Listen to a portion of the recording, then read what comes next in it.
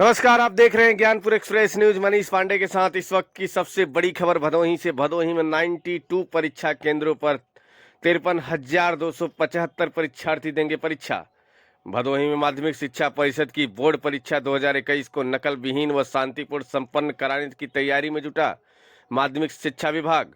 जिले में 92 परीक्षा केंद्रों की संतुष्टि करते हुए बोर्ड की वेबसाइट पर अपलोड कर दिया गया है। जिले में कुल 53,275 परीक्षार्थी परीक्षा में सम्मिलित होंगे। बता दें, कोविड-19 को देखते हुए 10% केंद्र बढ़ा दिए गए हैं, जबकि पिछले वर्ष के सापेक्ष 1180 परीक्षार्थी कम हो गए हैं।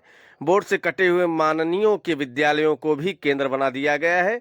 हाई स्कूल में 15,020 बालक और 13,343 बालिका और इंटर की परीक्षा में 13,190 बालक और 11,721 बालिका शामिल होंगी। बता दें, केंद्र निर्धारण करते समय माध्यमिक शिक्षा परिषद के माननीयों विद्यालयों को केंद्र नहीं बनाया था, जिसको लेकर आपत्ति मांगी गई थी। आपत्ति को निस्तारित करने के बाद जिला केंद्र निर्धारण कमेटी ने माननीयों के विद्यालयों को भी केंद्र बना दिया है और शिक्षा माफिया भी अपने माफिक विद्यालयों को केंद्र बनवाने में सफल हो गए हैं। कोविड-19 को ध्यान में रखते हुए 10% केंद्र बढ़ाए गए हैं। केंद्र निर्धारण के बाद अब शिक्षा माफिया अपने अध्यापकों और शुभचिंतकों को उस केंद्र पर कक्ष निरीक्षक बनाने में जुटे हैं, जहां पर उनके छात्र छात्राओं का परीक्षा केंद्र है।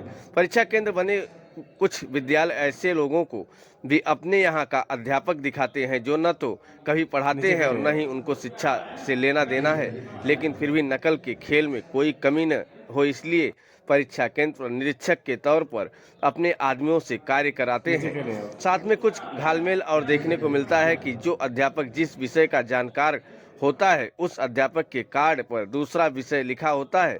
जैसे उस विषय के परीक्षा के दिन वह तथाकथित अध्यापक परीक्षा केंद्र पर रहकर नकल के खेल को अंजाम दे सके। साथ में विभाग की लापरवाही और मिलीभगत सब देखने को मिलती है कि विभाग के कुछ जयचंद शिक्षा माफिया से मिले हैं और उनको भी विभाग की हर जानकारी शेयर करते रहते हैं। दूसरी बात, विभाग की तरफ से परीक्षा के समय जो केंद्र व्यवस्थापक बनाया जाता है, उसे भी विद्यालय के प्रबंधक कठपुतली की तरह नचाते हैं और सरकार की मंशा। हम लोगों ने प्रयास किया है कि हर एक विद्यालय में सीसीटीवी हो, वॉइस रिकॉर्डर हो और उसकी राउटर की भी व्यवस्था रहेगी। ऑनलाइन कंट्रोलिंग 2 जगह से रहेगी, एक तो मेरे ज़िले से रहेगी और एक स्टेट लेवल से रहेगी। जैसे यदि नकल होगा, नकल यदि होता है तो सबसे पहले तो बच्चा रिस्ट्रिकेट हो जाएगा।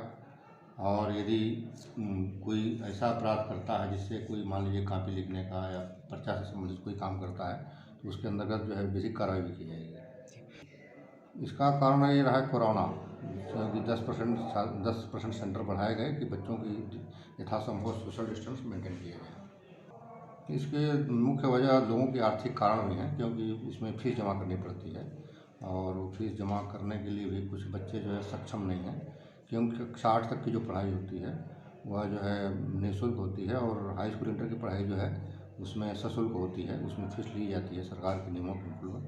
और जो बोर्ड परीक्षा के फार्म हैं वो भी मतलब 500 से ऊपर के ही हैं, इसलिए बच्चों को दिक्कत है आर्थिक रूप से।